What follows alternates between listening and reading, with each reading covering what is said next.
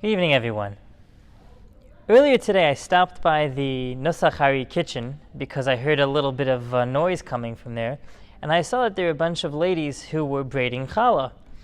And I was wondering, why are you braiding challah on a Monday night?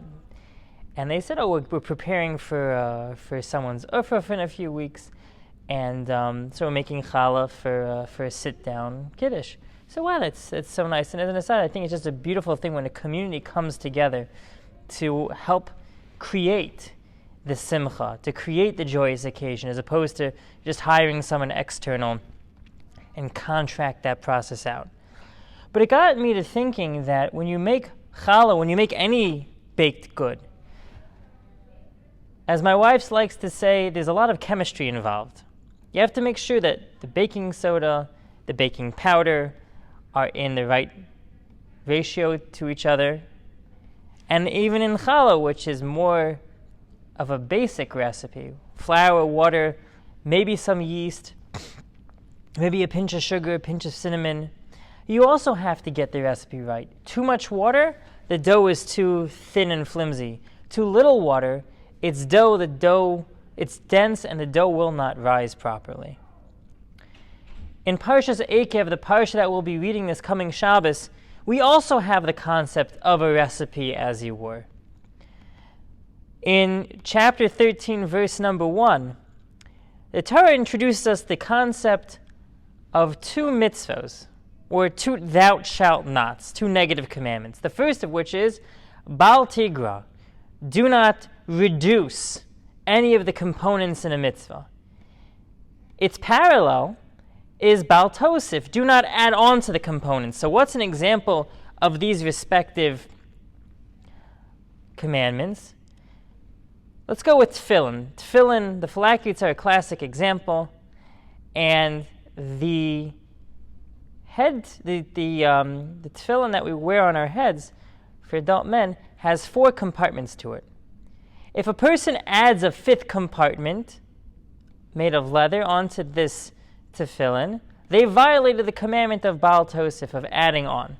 And and conversely, if a person subtracts one of these, that would violate the prohibition, the Isser of Bal Tigra. Don't add, don't subtract. It's kind of like Goldilocks. It needs to be just right.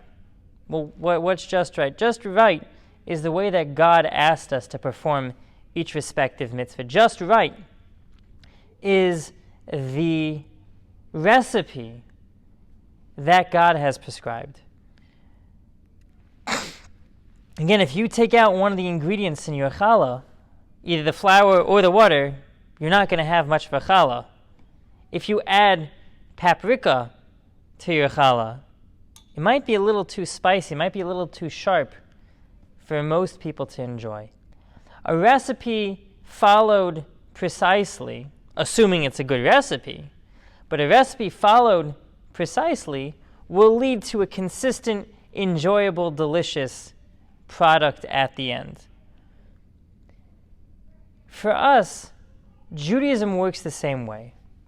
God made 613 requests, 613 sets of instructions for things that we should do or things that we shouldn't do. God's creating the recipe, as it were, for a beautiful relationship between us, the Jewish people, and between God. If we add on to that recipe, if we subtract, we say, I'm not going to keep kosher, I'm not going to keep this, I'm not going to keep that, we're taking away from that recipe. We're taking away from that divinely given mandate, instruction, whatever set of analogies work better for you.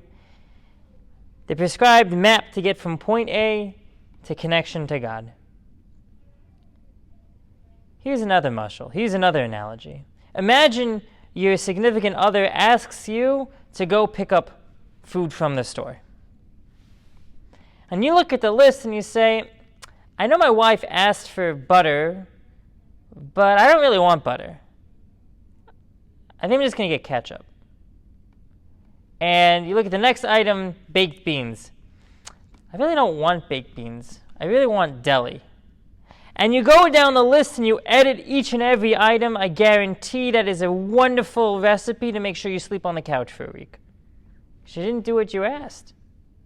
As part of building a relationship between one person and the other, between one body and the other, between one entity and the other, when instructions are given, if we want to build a connection between us and our significant other, between us and Hashem, we're engendered to fulfill the instructions. We're engendered not to add, we're engendered not to subtract.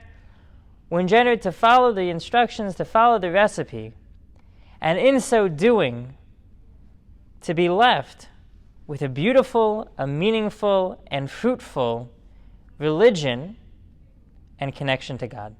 Have a great week.